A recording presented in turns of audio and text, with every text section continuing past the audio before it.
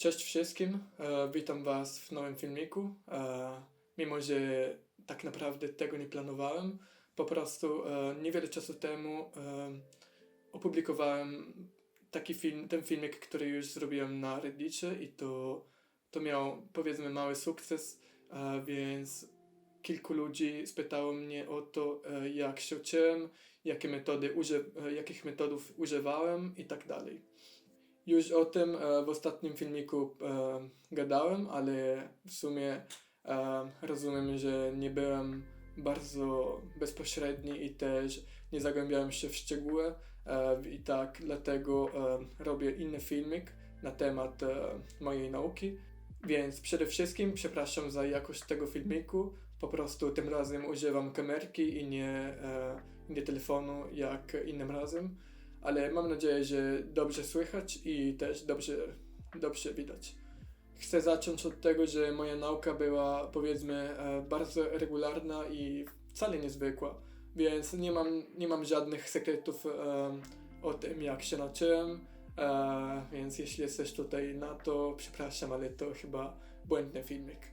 Bym powiedział, że moja nauka składa się z 3 części, więc zacznijmy od pierwszego. I pierwsza część, pierwszy punkt to oczywiście używanie podręczników. Mówię oczywiście, bo dla mnie przynajmniej to jest oczywiste, mimo że dla wielu ludzi to jest raczej tabu, w sensie, że albo nienawidzą, albo nie chcą użyć podręczników, po prostu bo wolą aplikacje i to fajne. Nie chcę powiedzieć, że aplikacje są niedobre. Po prostu nie czułem się komfortowo, kiedy używałem aplikacji i też nie uważałem, że przynajmniej moje postępy nie były takie szybkie jak przez używanie podręczników. Jak już powiedziałem w ostatnim filmiku, kiedy rozmawiałem o Duolingo. Więc podręczniki, których używam, to są First Year Polish i potem Intermediate Polish. Oba te podręczniki były napisane przez Oskara Złana, to jest amerykański pisarz. I bardzo polecam te książki, dlatego że są bardzo szczegółowe i dobrze pisane. Oczywiście te książki mają i plusy i minusy, więc zacznijmy od plusów. Plusy tych książek są, że na przykład mają dużo ćwiczeń i mają też sporą ilość gramatyki i to jak już powiedziałem, bardzo pomaga nauce polskiego i w sumie nauce języków.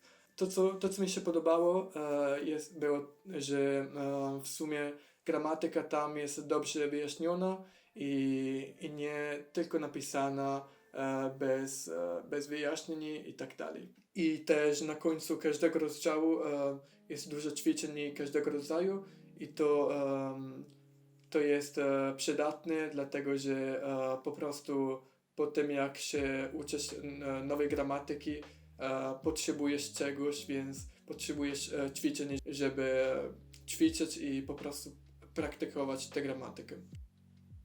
Pierwsza książka, czyli First Year Polish, można znaleźć za darmo na internecie, mimo że ja miałem fizyczną wersję i to jest za darmo i też legalne, to znaczy, że autor tych książek po prostu je opublikował.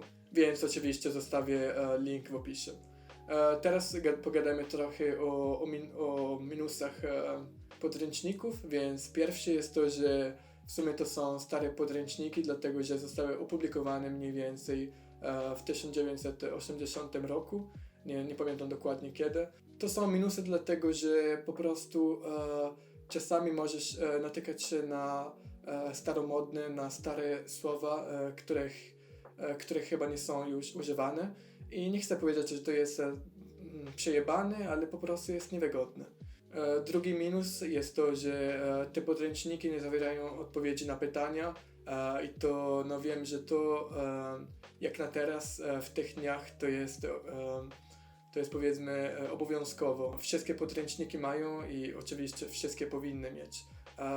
Z jakiegoś powodu te podręczniki nie mają odpowiedzi na pytania, na ćwiczenia i to jest trochę niewygodne i trochę nieszczęsne, jeśli tak można powiedzieć. Więc myślę, że w sumie minusy kiedy chodzi o te podręczniki, minusy są skończone, przynajmniej z mojej strony, z mojego punktu widzenia. Więc teraz pogadajmy trochę o drugim punkcie. Przez mniej więcej 1 godzinę codziennie używałem Anki. To jest program, który składa się z fiszek. Fiszka to jest flashcard. Po prostu, żeby się uczyć nowych słów i w sumie nowych zdań, używałem i nadal używam tego programu. To działa bardzo dobrze, właśnie zgodnie z podręcznikami, dlatego że kiedy natykałem się na nowe słowa albo nowe zdania, których nie rozumiałem, po prostu je dodałem na Anki i z czasem je lepiej rozumiałem i po prostu w swojej głowie one były już logiczne.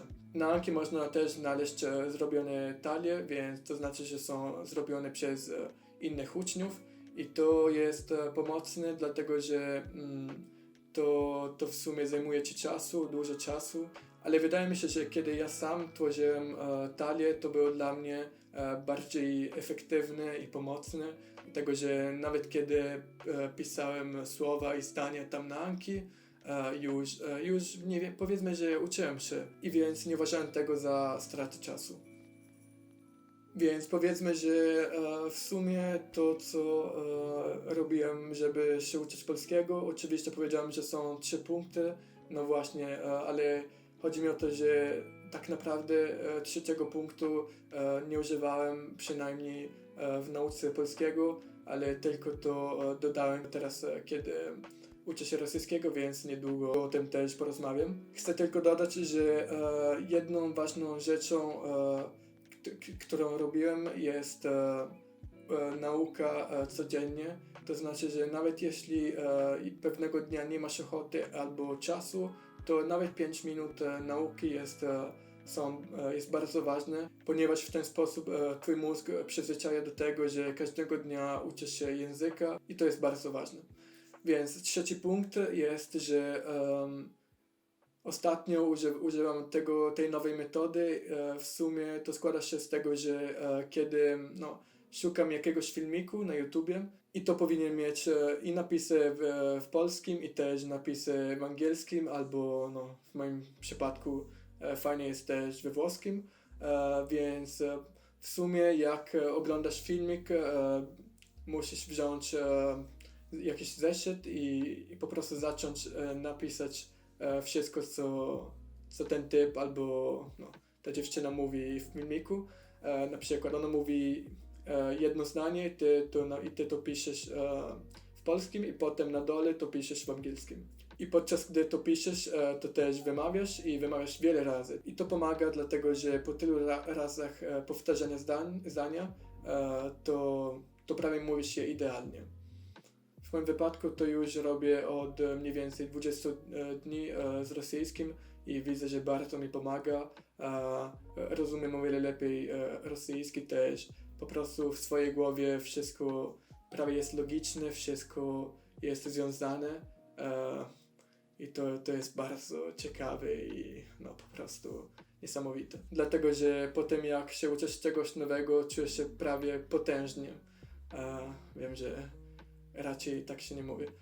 Więc w sumie polecam znaleźć kogoś, z kim ćwiczyć polski, z kim rozmawiać, po prostu bawić się dobrze, robić głosówki i tak dalej. To głosówki bardzo pomagają i też w sumie pisanie, dlatego że masz więcej czasu, żeby myśleć o zdaniu, żeby idealnie tworzyć to zdanie.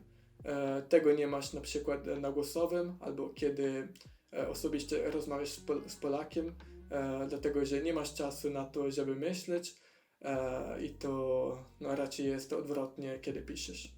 Wydaje mi się, że powiedziałem wszystko o tym, jak się uczę polskiego. Tak naprawdę się uczyłem polskiego, bo już się nie uczę, ale oczywiście powtarzam zdania i słowa na Anki, bo to jest bardzo ważne, żeby nie zapomnieć języka, inaczej to będzie trudne ją trzymać i po prostu dobrze rozmawiać w tym języku, jak we wszystkich językach, nie tylko z polskim.